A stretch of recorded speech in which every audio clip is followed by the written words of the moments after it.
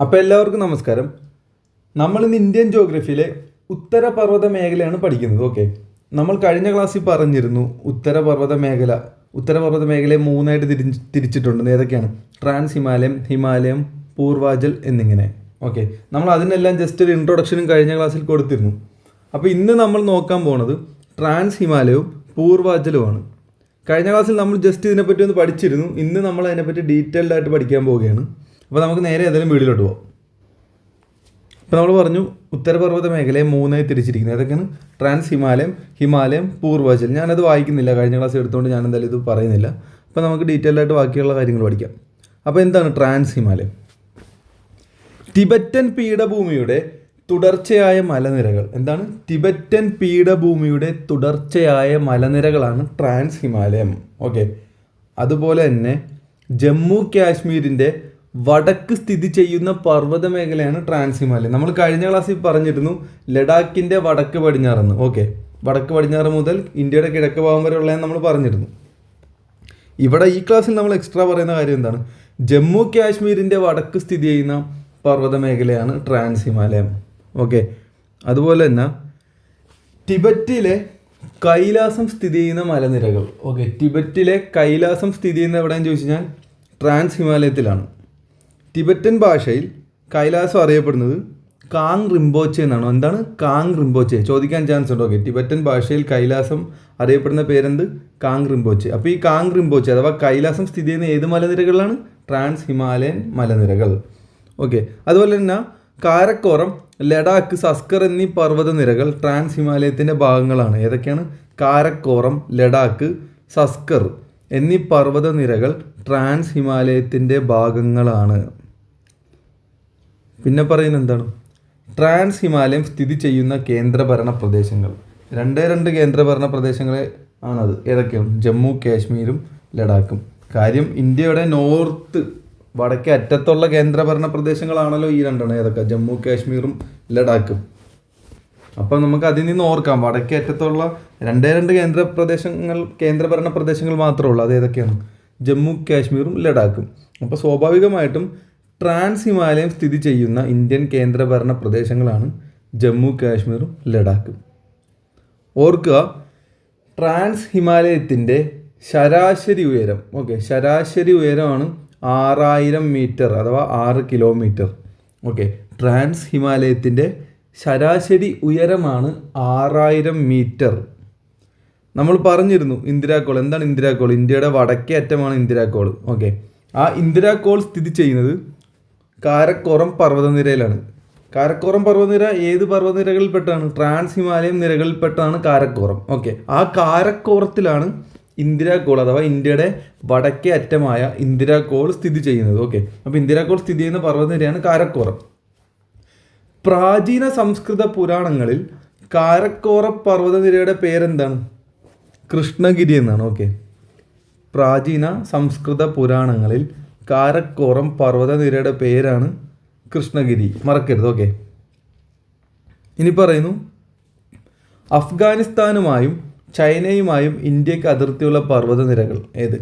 കാരക്കോറമാണ്. Okay, ഇപ്പം ഇന്ത്യയുടെ വടക്ക് ഭാഗത്തുള്ള അതിർത്തികളിൽ ഒന്നാണ് അഫ്ഗാനിസ്ഥാൻ. അഫ്ഗാനിസ്ഥാനായിട്ട് ഇന്ത്യക്ക് ആപ്പാട് കുറച്ച് മാത്രമേ അതിർത്തിയുള്ളൂ. എത്രയാണ് നമ്മൾ പറഞ്ഞു? 106 കിലോമീറ്റർ നമ്മൾ കഴിഞ്ഞ ക്ലാസ്സിൽ പറഞ്ഞിരുന്നു. ഓക്കെ, അത്ര അതിർത്തി അഫ്ഗാനിസ്ഥാനുമായിട്ടുള്ളൂ. അതേപോലെ തന്നെ അഫ്ഗാനിസ്ഥാനുമായും ചൈനയുമായും ഇന്ത്യക്ക് അതിർത്തിയുള്ള പർവ്വതനിര ഏതാണെന്ന് ചോദിച്ചു കഴിഞ്ഞാൽ കാരക്കോറം. കാരക്കോറം പർവ്വതനിരയിലെ ഏറ്റവും നീളമേറിയ ഹിമാനിയാണ് സിയാച്ചിൻ ഹിമാനി. ഓക്കെ, കാരക്കോറം പർവ്വതനിരയിലെ ഏറ്റവും നീളമേറിയ ഹിമാനി ഏതാണ്? സിയാച്ചിൻ ഹിമാനി. അതുപോലെ തന്നെ ഈ സിയാച്ചിൻ ഹിമാനിയാണ് മൂന്നാം ധ്രുവം എന്നൊക്കെ അറിയപ്പെടുന്നത്. ഓക്കെ, ചോദ്യം വരാൻ ചാൻസ് ഉണ്ട്. മൂന്നാം ധ്രുവം എന്നറിയപ്പെടുന്നത് എന്ത്? അത് സിയാച്ചിൻ ഹിമാനിയാണ്. ഓക്കെ, മറക്കരുത്. ഇനി പറയുന്നു ഹിന്ദുകുഷ് പർവ്വതനിരകളിൽ സ്ഥിതി ചെയ്യുന്ന പ്രധാന ചുരങ്ങൾ.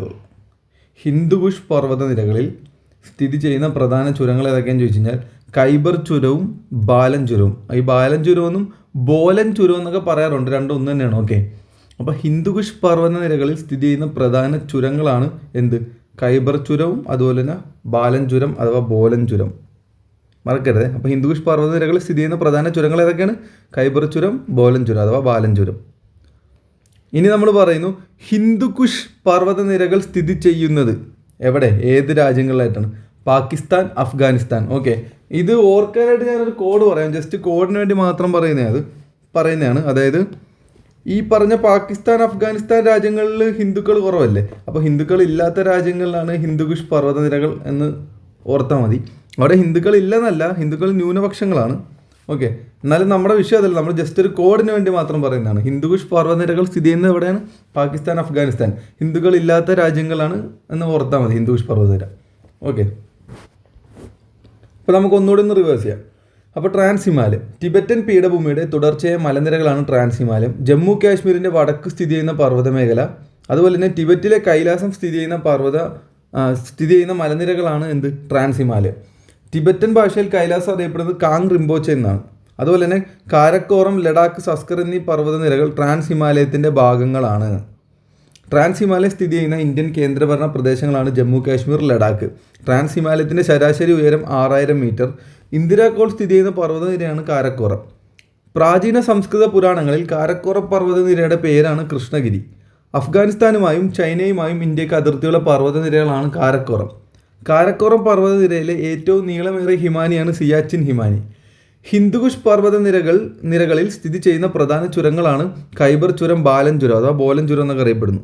ഹിന്ദുകുഷ് പർവ്വതനിരകൾ സ്ഥിതി ചെയ്യുന്നത് പാകിസ്ഥാൻ, അഫ്ഗാനിസ്ഥാൻ എന്നീ 2 രാജ്യങ്ങളിലാണ്. ഇനി നമ്മൾ പറയുന്നത് മൗണ്ട് കേറ്റു അഥവാ ഗോഡ്വിൻ ഓസ്റ്റിൻ എന്നൊരു കൊടുമുടിയെ പറ്റിയാണ്. ഇത് ട്രാൻസ് ഹിമാലയത്തിൻ്റെ ഭാഗമാണ്. ഓക്കെ, അപ്പം അത് പറയാം എന്താണെന്നുള്ളത്.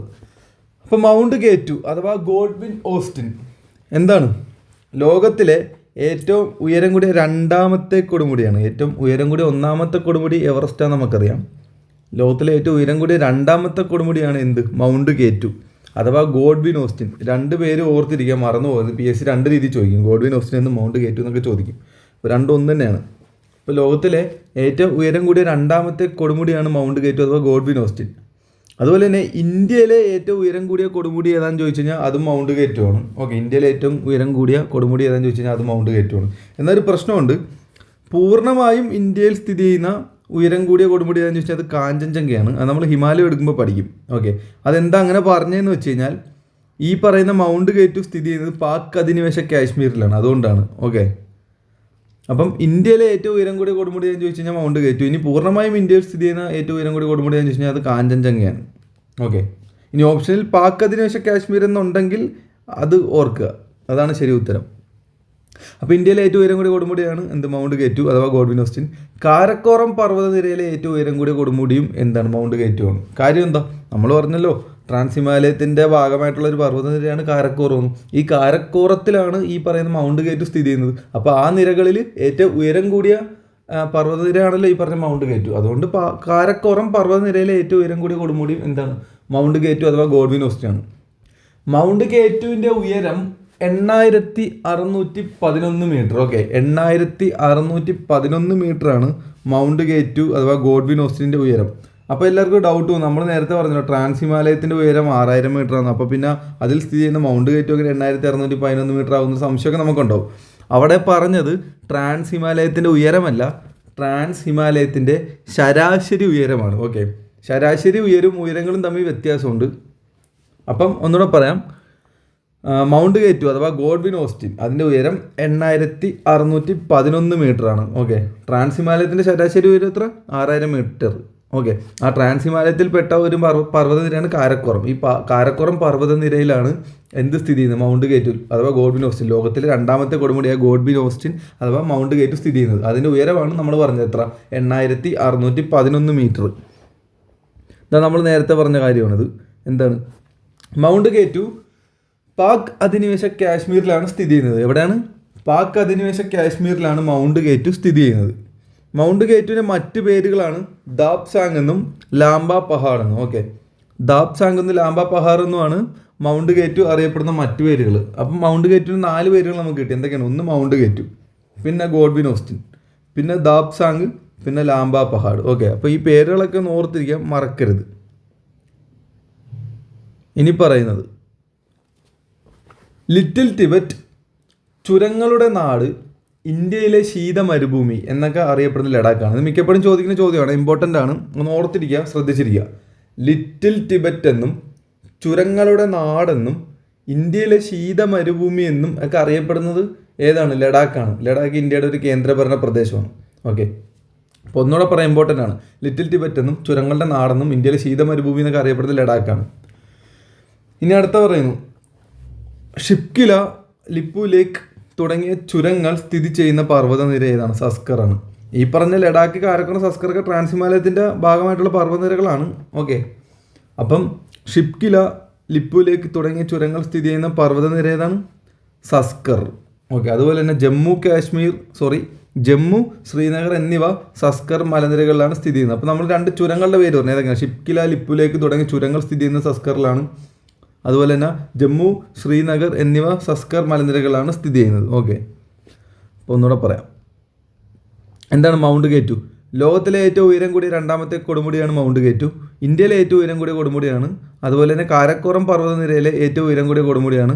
ഉയരം 8611 മീറ്ററാണ്. മൗണ്ട് കെ2 പാക് അധിനിവേശ കാശ്മീരിലാണ് സ്ഥിതി ചെയ്യുന്നത്. അതുകൊണ്ട് ഇന്ത്യയിലെ ഏറ്റവും വലിയ കൊടുമുടി എന്ന് ചോദിച്ചാൽ ഓപ്ഷനിൽ കാഞ്ചൻജംഗ ഉണ്ടെങ്കിൽ അതേ കൊടുക്കുക. കാഞ്ചൻജംഗ ഇല്ലെങ്കിൽ മാത്രമാണ് മൗണ്ട് കെ2 കൊടുക്കുക. കാര്യം എന്താണ്? നമ്മൾ പറഞ്ഞല്ലോ, പാക് അധിനിവേശ കാശ്മീരിലാണ് സ്ഥിതി ചെയ്യുന്നത്, അതുകൊണ്ടാണ്. അപ്പം മൗണ്ട് കെ2ന് മറ്റ് പേരുകളാണ് ദാബ്സാങ് എന്ന്, ലാംബ പഹാഡ് എന്ന്. ഓക്കെ, അതുപോലെ തന്നെ ലിറ്റിൽ ടിബറ്റ്, ചുരങ്ങളുടെ നാട്, ഇന്ത്യയിലെ ശീത മരുഭൂമി എന്നൊക്കെ അറിയപ്പെടുന്നതാണ് ലഡാക്ക്. അതുപോലെ തന്നെ ഷിപ്കില, ലിപ്പു ലേക്ക് തുടങ്ങിയ ചുരങ്ങൾ സ്ഥിതി ചെയ്യുന്നത് എവിടെയാണ്? സസ്കർ പർവ്വതനിരകളിലാണ്. അതുപോലെ തന്നെ ജമ്മു, ശ്രീനഗർ എന്നിവ സസ്കർ മലനിരകളിലാണ് സ്ഥിതി ചെയ്യുന്നത്. അപ്പോൾ നമ്മൾ ട്രാൻസ് ഹിമാലയത്തിനെ പറ്റി പഠിച്ചു കഴിഞ്ഞു. ഓക്കെ, അതായത് ഉത്തരപർവ്വത മേഖല 3ആയിട്ട് തിരിച്ചു. ട്രാൻസ് ഹിമാലയം, ഹിമാലയം, പൂർവാചൽ എന്ന് പറയും. അങ്ങനെ ട്രാൻസ് ഹിമാലയത്തെ പറ്റി പഠിച്ചു. ഇനി നമ്മൾ എടുക്കാൻ പോകുന്നത് പൂർവാചലാണ്. അപ്പോൾ എന്താണ് പൂർവാചൽ? പൂർവാചൽ ഈസ്റ്റേൺ ഹിൽസ് എന്നും പഡ്കായ് നിരകളും എന്നൊക്കെ അറിയപ്പെടുന്ന പൂർവാചലാണ്. അതുപോലെ തന്നെ കിഴക്കൻ മലനിരകൾ എന്നൊക്കെ അറിയപ്പെടുന്നത് ഏതാണ്? പൂർവാചലാണ്. അത് നമ്മൾ കഴിഞ്ഞ ക്ലാസ്സിൽ പറഞ്ഞാണ്. ഓക്കെ, അപ്പം പൂർവാചൽ എന്താണ്? കിഴക്കൻ മലനിരകൾ എന്തൊക്കെയാണ്? ഈസ്റ്റേൺ ഹിൽസ് എന്നറിയപ്പെടുന്നു. അതുപോലെ തന്നെ പഡ്കായ് നിരകൾ എന്നറിയപ്പെടുന്നതൊക്കെ പൂർവാചലാണ്.